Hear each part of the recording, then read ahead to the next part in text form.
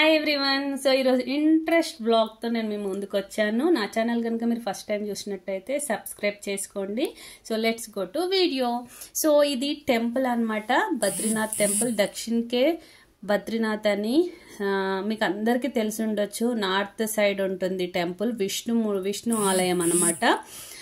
Same అలానే as it ఈజ్గా మనకు హైదరాబాద్కు నియర్ బై, అంటే హైదరాబాద్ నుంచి 50 కిలోమీటర్లు 50 కిలోమీటర్స్ ఉంటుంది. మేడ్చల్కి అయితే 10 కిలోమీటర్స్ ఉంటుంది.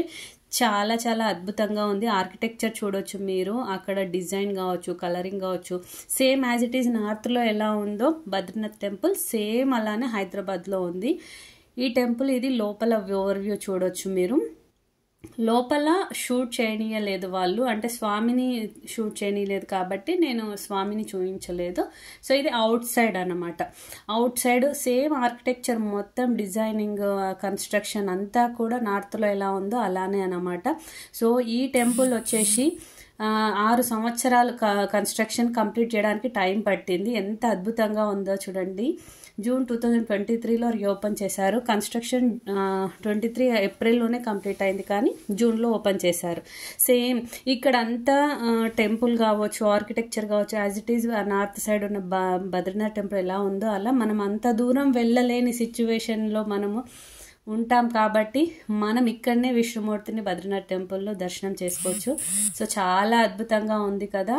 ఇంకొకటి దాని పక్కనే శివాలయం కూడా ఉంది, గణేశుడిది ఉంది అండ్ అమ్మవారిది ఉంది. సో అక్కడ పర్మిషన్ అనేది వాళ్ళు ఇవ్వలేదు షూట్ చేయడానికి. సో నేను అందుకని టెంపుల్ లోపల షూట్ చేయలేదు, అవుట్స్కట్స్లోనే షూట్ చేశాను అనమాట.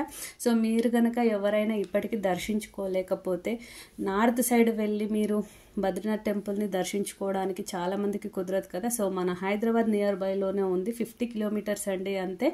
సో మీరు వెళ్ళలేకపోతే ఇప్పటికి వెళ్ళొచ్చు. పార్కింగ్ ఏరియా చాలా ఉంది మనకు. ఒకవేళ ఎక్కువ రష్ ఉంటే మీకు చూడండి మనకు అన్ని కట్టారు చూడండి. సో దీంట్లో నుంచి వెళ్ళొచ్చు, కానీ మేము వెళ్ళిన రోజు చాలా రష్ తక్కువ ఉన్నారు కావచ్చు. మేము డైరెక్ట్ ఫ్రీ దర్శనానికి వెళ్ళాం. ఇక్కడ టికెట్ ఛార్జెస్ ఉండదండి, దర్శనానికి ఫ్రీ అనమాట టికెట్. పార్కింగ్కి మాత్రం 50 రూపీస్ ఉంటుంది.